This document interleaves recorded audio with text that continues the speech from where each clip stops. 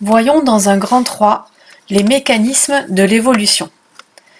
Les changements subis par la biodiversité sont d'abord dus à des phénomènes climatiques ou géologiques, entraînant des modifications importantes des écosystèmes et la disparition totale d'un très grand nombre d'espèces, aussi bien sur Terre que dans les océans.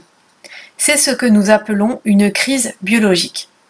On en compte 5 majeures, mais de nombreux scientifiques expliquent que nous sommes en train de vivre la 6e grande extinction de masse de l'histoire de la vie sur Terre. Par exemple, le groupe des trilobites, très présent pendant tout l'ère primaire, a disparu à la fin du Permien, vers moins de 145 millions d'années. Cette extinction serait due à une combinaison de phénomènes climatiques comme la diminution du niveau des océans et leur anoxie, mais l'impact d'une météorite n'est pas à écarter. Cette grande crise marque la fin de l'ère primaire. Pendant tout l'ère secondaire, les ammonites se sont diversifiées. Elles vont cependant disparaître il y a 65 millions d'années, en même temps que les dinosaures. Cette 5e extinction est due à un volcanisme intense ainsi qu'à une pluie de météorites. Voyons dans un grand A un premier mécanisme de l'évolution que l'on appelle la sélection naturelle. Nous allons prendre l'exemple de la phalène du bouleau en Angleterre. La phalène du bouleau est un papillon qui présente 2 caractères différents, soit le papillon est sombre, soit il est blanc. Si l'on remet cet exemple dans son contexte, des scientifiques ont étudié l'évolution des populations de phalènes du bouleau en Angleterre de 1830 à 1950. On se rend compte qu'en 1830, les papillons étaient tous clairs, alors qu'en 1950, dans le centre de l'Angleterre, les populations sont devenues majoritairement de couleur sombre. Pour expliquer ce phénomène, les scientifiques ont observé les papillons dans leur milieu. Ils se sont rendus compte que les troncs des bouleaux de la région de Manchester s'étaient noircis à cause de la suie produite par les usines. Les papillons clairs étaient alors facilement repérables par leurs prédateurs et se faisaient donc plus manger, ce qui a eu pour conséquence de faire diminuer la population de papillons clairs. En même temps, les papillons de couleur sombre, épargnés, se reproduisaient, ce qui a pour conséquence de faire augmenter la population de papillons sombres. On peut donc dire que la couleur du papillon lui procure un avantage si elle est identique à son support, ici le tronc de l'arbre. Les papillons qui possèdent un autre caractère ne sont donc pas avantagés et disparaissent. C'est la sélection naturelle.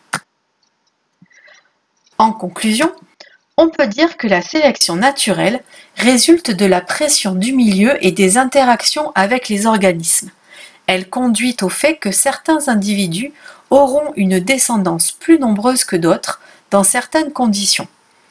Un caractère présentant un avantage pour l'individu qui le possède est alors maintenu chez les descendants, modifiant ainsi la population au cours des générations.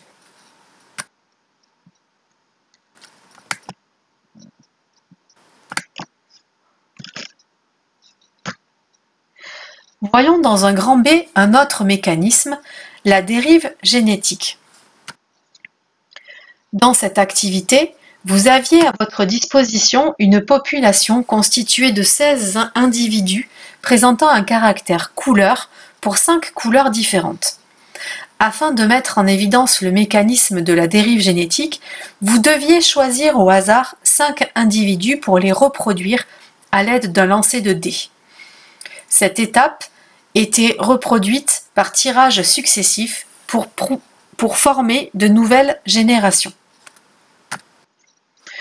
Sur ces graphiques, nous pouvons constater que les résultats sont différents s'il s'agit d'une population de 10 individus ou s'il s'agit d'une population de 100 individus. Dans le graphique du haut, on peut voir que plusieurs caractères disparaissent au cours du temps. Et quelques-uns vont dominer la population. C'est un peu moins tranché dans le graphique du bas. Même si un caractère disparaît, à la 45e génération, et au moins 2 caractères dominent la population. En conclusion, on peut dire que la dérive génétique est une modification aléatoire de la fréquence des allèles au sein d'une population au cours des générations successives. Elle se produit de façon plus rapide quand l'effectif de la population est faible.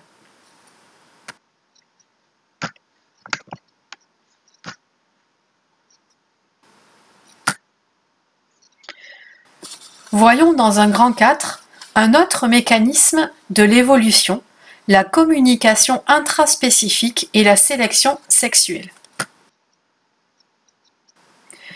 Dans cette activité, vous étudiez le chant d'un petit oiseau, le pouillot verdâtre ou Phylloscopus trochiloides. C'est une espèce de passereau. À partir de la population d'origine située au sud du plateau tibétain, deux populations se sont formées, deux sous-groupes se sont formés et ont contourné le relief par l'est et par l'ouest. Des sous-espèces se sont individualisées, interfécondent entre elles lorsque leurs territoires sont géographiquement proches, à l'ouest ou à l'est. Au nord du plateau tibétain, les deux populations ont une aire commune de répartition, mais ne se reproduisent pas entre elles. Dans cet exemple, la séparation du groupe d'origine sur de longues distances et en un temps très long a modifié le chant des oiseaux de chaque sous-population. En effet, chaque groupe a modifié légèrement son mode de communication, ce qui les empêche de se comprendre mutuellement lorsqu'ils se retrouvent. Cette impossibilité à communiquer a engendré une impossibilité à se reproduire entre ces deux sous-groupes. On peut alors dire que chaque sous-groupe constitue une nouvelle espèce, c'est ce qu'on appelle la spéciation. Dans le monde animal, la communication entre les individus d'une espèce peut contribuer à la sélection naturelle à travers la reproduction. Ainsi, de nombreux animaux utilisent la danse ou d'autres signaux visuels pour attirer leurs partenaires. C'est ainsi que l'araignée pond danse pour sa femelle, tout comme le paradisier.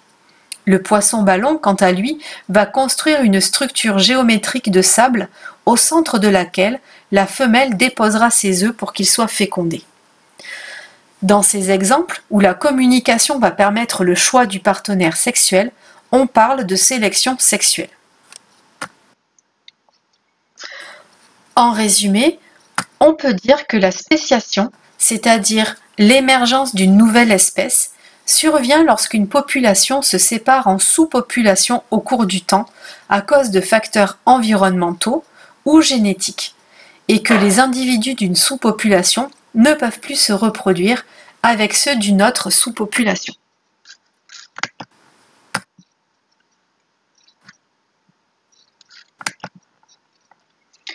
En conclusion de ce chapitre, nous pouvons dire que le monde vivant fait preuve d'une grande diversité. Celle-ci va dépendre de mécanismes de l'évolution, comme les grandes crises biologiques sur de très longues périodes, et des mécanismes sur de plus courtes périodes, comme la sélection naturelle, la dérive génétique et la spéciation.